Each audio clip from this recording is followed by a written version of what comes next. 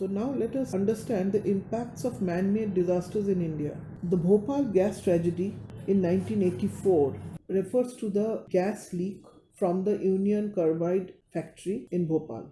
The impact was very severe in terms of deaths and health impacts. About 5,295 people died immediately, and about 20,000 and more than 20,000 people were affected over a period of time, causing deaths. And about 1.5 lakh lives or 1.5 lakh people were severely injured. There was high incidence of lung problems, eye disease, and morbidity in the victims. Apart from the deaths and the health impact of people, environment was severely impacted. There was groundwater contamination with chlorinated benzene and various isomers. There was transfer of chemicals through food chain. Apart from the gas leak, the Bhopal gas tragedy, with its severe impact on the life and livelihoods of people, brought down the percentage of working age group. There was also a substantial reduction in the secondary sector, and the affected areas had more number of below the poverty line population, economically weaker section, and it increased the disparity among the income groups. The Union Carbide factory, from where there was this gas leak, had lack of capacity for implementation of emergency plan. Had it been there, The planning of the Union Carbide plant or the factory had its limitations. It was very near the habitable area, but there was no green buffer, or the impacts were not anticipated or considered in the planning of the factory area.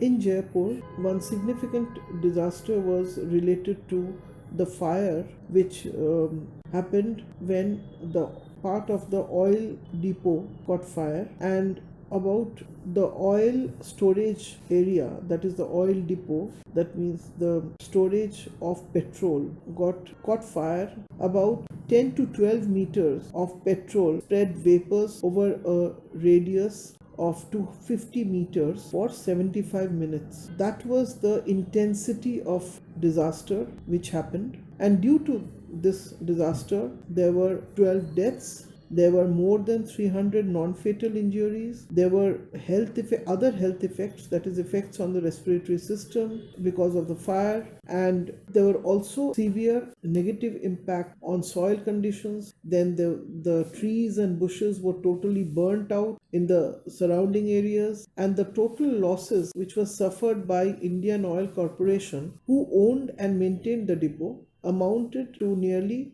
280 crores of Indian rupees, and the total loss of petrol was about 60,000 kiloliters. And why did this happen? It was because the oil depot was very near the habitable area. There was poor safety norms and non-observance of normal safe procedures. The depot was very near the habitable area, and thus the impacts affected the city as has been already mentioned. The high density wholesale commercial area of Bara Bazaar in Kolkata caught fire in 2008. Over 2,500 shops and few multi-storied buildings were gutted, and property worth a few crores were destroyed.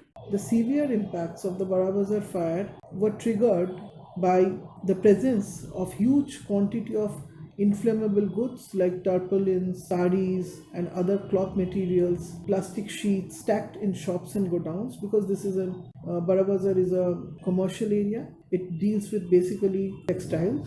Then the deteriorating building condition aggravated the impact. There are illegal constructions, numerous of them. Overhead power cables added to the severity of the impact. And the lanes of Bara Bazaar were too narrow, less than 6 meters as per the act, and thus made difficult for the fire engines to enter or to penetrate this area. And the area also lacked firefighting infrastructure. For example, fire hydrants were also not present. Garib Nagar in Mumbai had or has been associated with multiple fire incidents. Very severe damage has been caused by one of the fire incidences where an area of about 1 lakh square meter was destroyed, where hundreds of homes, that is over 700 shanties and a footbridge were destroyed. The fire was caused by short circuits, and the people were affected in terms of, as I said, that their shelter was lost, destroyed, but there were deaths, people were injured, people were left homeless. This particular slum was located along the railway line, and due to the fire, the rail services were also cancelled or disrupted. Garibnagar represents a typical case of a slum that is which is anyway densely populated, which has narrow roads, congested roads, which acts as a constraint or for the firefighters to douse the fire, and also due to the inflammable housing materials, the fire had spread very rapidly.